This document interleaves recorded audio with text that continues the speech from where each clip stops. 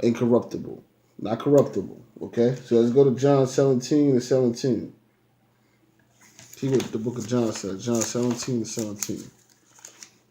This is what the Christ is saying about his word. Because Christ preached, what Christ preached? Christ preached the gospel. And he said, sanctify them through thy truth. Thy word is truth. So we are sanctified by the truth.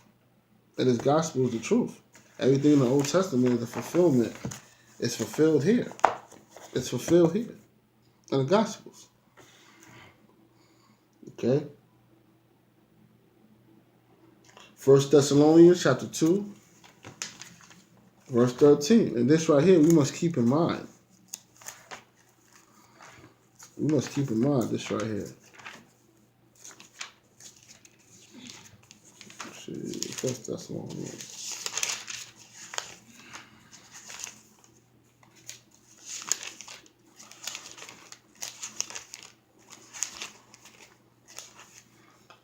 First Thessalonians.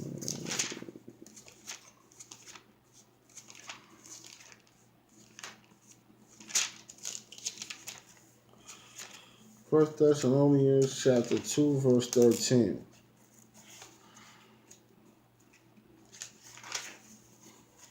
It says, for this cause also thank we God without ceasing, because when ye received the word of God, which ye heard of the word, so like, let me read that again. For this cause also thank we God without ceasing, because when ye received the word of God, which ye heard of us, ye received it, not as the word of men, but as it is in truth the word of God, which effectually worketh also in you that believe. So the word of God worketh in us that believe, but we are supposed to believe the word of God as the word of God being from God and not of men. So when we read this, when we read these scriptures, our mindset is, oh, these are the words of God. This is what God is saying. But when we look at it as what men are saying, we won't take it serious at all. But the word of God, this book is the word of God, man.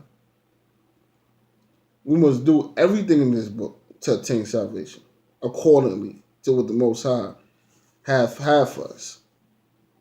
We can't save ourselves. Salvation is only from the Most High. You know, so just be led by the Spirit, man. Don't be influenced by man. You know, don't get pulled away because people got itching ears. You stay in that place. Stay in that place, man. Stay in that place with God. Only let Him influence your spirit.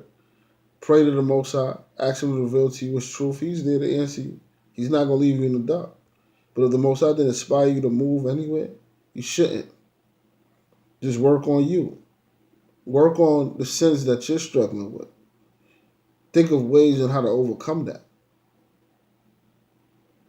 You know, just live a righteous life.